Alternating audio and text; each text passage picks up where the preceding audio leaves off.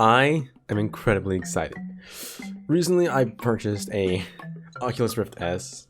I've been really wanting to get into VR for quite some time, and it has finally arrived. If I can get my hand on the handle, goddamn. Here it is. Oh. I've been wanting to play games like Beat Saber for quite some time, and now I can. So let's unbox it. All right, got the webcam there. So let's pull this thing up. I'm gonna turn it sideways so that way you can see it too. Oh my god, the box is massive. Holy hell.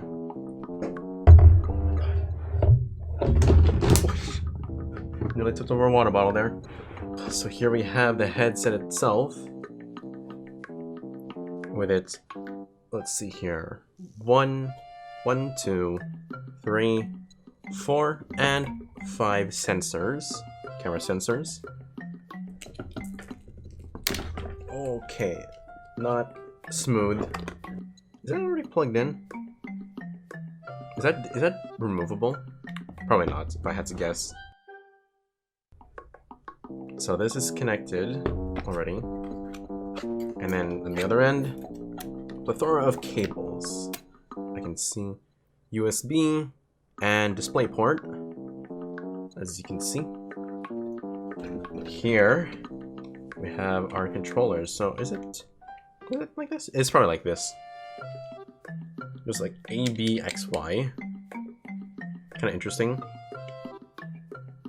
As well as 2 buttons, and then the triggers. Oh, and also some little side thing. Or, oh, maybe I'm holding this wrong. Actually, am I holding this wrong? It's gotta be like that. Yeah, because you have the fingers here. I might have to look it up. I feel like that's how it should be. I don't know. It just feels weird if it's like that. But it also kind of makes sense because having this middle finger button to press. How do you power these things too? I didn't look that up. And that's basically everything in the box. 5 camera sensors on the headset do allow it to be tracked completely independently, so I don't need to set up a whole bunch of base stations like the original Oculus Rift, or the HTC Vive, or the Valve Index. Although that does make for a better experience, but that does come with a whole lot of extra cost. So I guess now, time to get this thing all set up. Whoa, this is a longy boy. Is there a port? I just realized. Ah, okay, sick. So I was kind of curious about this. There is a audio port here, so I can plug in earphones, thank god. I guess now it's just a matter of setting this up.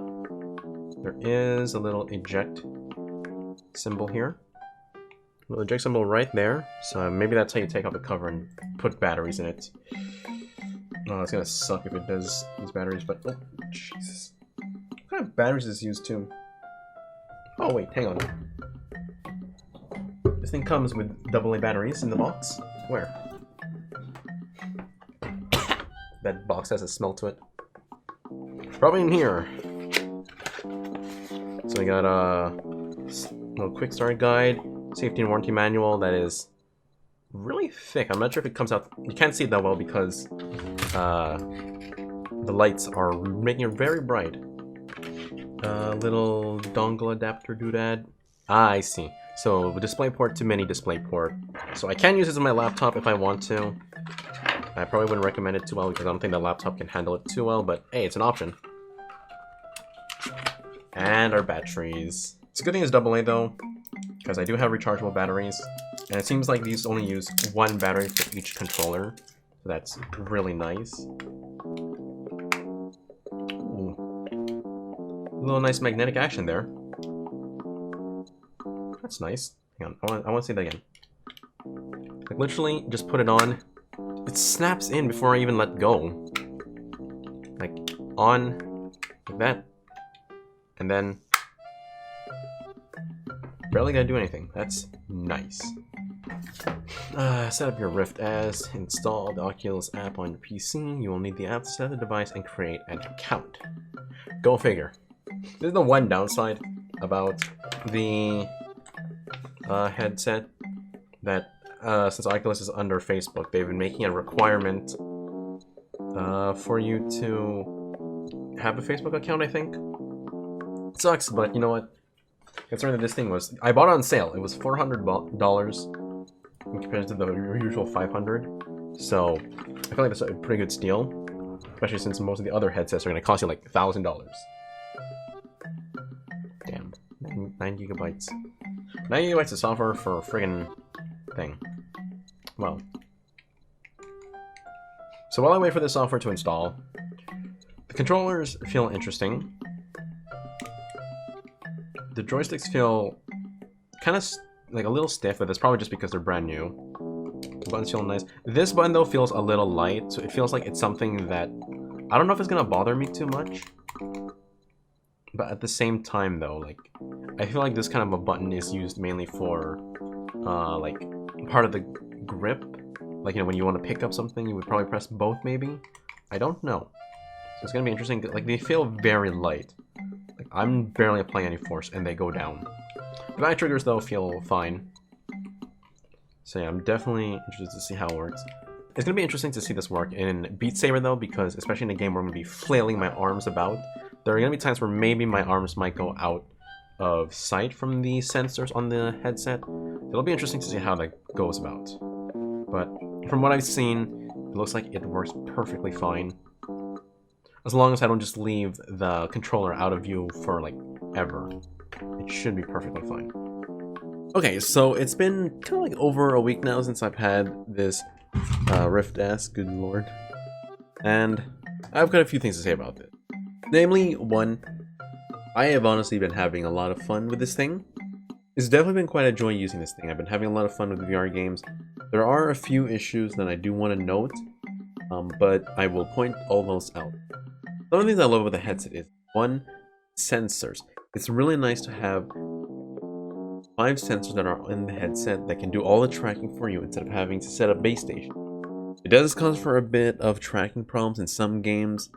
I feel like most notably the only game that I've had problems with is in the lab and in Skyrim when I use a bow.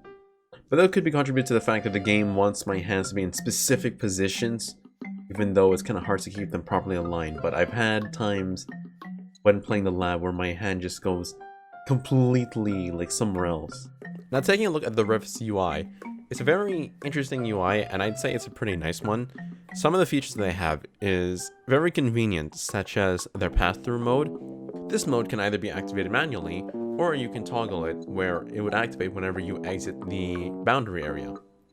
It's really nice as it gives you like kind of like a bit of a window to the real world. It's not a perfect view because it's very weird, but at the very least, if you need to quickly see what's going on, make sure that you're in the right place without taking off the headset, it's there.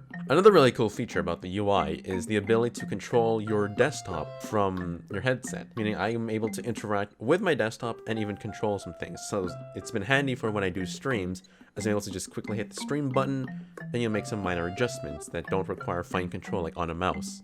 The ability to see my desktop is also really handy for streams because it gives me the ability to take the chat that I pop out and pin it, so that way it'll stay even when I'm not in the menu. So even if I'm playing a game, it'll still stay there and allows me to view chat. So it doesn't require me to use any kind of third-party software in order to monitor chat. Another problem I have with this thing is the microphone. Now, I don't really have other headsets to compare this to, but as far as I can tell, the microphone quality on other headsets. But also something to note, I believe that this here microphone, and I'm not sure if you can tell that well, but it's amazing. So I've had to get an external microphone here. More on this in another video. It is pretty cool. That's why sometimes when I'm mining, I like to hit it because I feel immersed. It's a little difficult with the voice because it's higher than me. Now, the controllers, they fit nicely in my hand. It feels real natural. The annoying thing is that while I had originally praised it because, you know, it's real nice to have like just a little magnet and then boom, thing comes right off with a battery cover, and I can just put it on and right like that. But when playing games that involve swinging my hands around a lot, I tend to run into an issue where sometimes the cover comes off, and I've had it happen several times. I've never had it just like, you know, completely fall off and onto the ground because, you know, my hand's on it, but it's still something that's really annoying that has happened. Another thing too is that on this headset, to control the IPD, it's all in software, so it's quite finicky to deal with in comparison to if you had like some kind of a manual control. But oh well. And also I'd say like, I don't know, maybe like I just don't have mine set properly, but sometimes it feels like the weight of my headset is more focused on one side of my head. Sometimes it's not very comfortable to have it on for a very long time. But the image quality, I'd say, is pretty good. It's probably not going to be as great as the headsets like the Valve Index, but I feel like when we're comparing like 500 Canadian dollars, what I got this for, well, I got it on sale, it was like 400 Canadian dollars then, in comparison to like 1400 Canadian dollars, it's kind of hard to complain about a little bit less quality, or less of a resolution, less refresh rate than the Valve Index. But I think that can be overlooked. But I think at the end of the day, I'd say if you're looking to get into VR and you need PC powered because you want to stream it, while there is the Quest 2 and it's an all-in-one package, so it doesn't require PC, I feel like the Oculus Link stuff like doesn't feel that great for, at least if you're trying to stream or record VR. So if you are trying to stream or record VR, then this Rift S, definitely a good gateway into VR. You know, if you're not looking to spend like over $1,000, because even things like the HTC Vive, that thing costs a lot of money unless you get one of the more older models. But even then, that's going to cost probably twice as much as this thing. It does have its few limitations. Like, I'm pretty sure if you want to use Vive trackers for more tracking points in your body, because maybe you want to use a model in VR, then you will have to use something like an HTC Vive or a Valve Index, because you do need those base stations to track those things. This is basic, and I'd say basic is fine, because I say for someone like me, I don't need a whole bunch of special features, because I don't have $1,300 to spend on headsets. I only had some money. So hopefully this might help some people with their choice in VR. But remember, there is better options, I will say still, because the Valve Index is definitely the best VR experience there is out there as far as I can tell. But again, that is a steeper price, like 3 times this basically. So, you know, 3 times the price for better quality or better experience. But this is still amazing. Yeah, so thanks for watching. Hope this helped. And see you next time. Goodbye.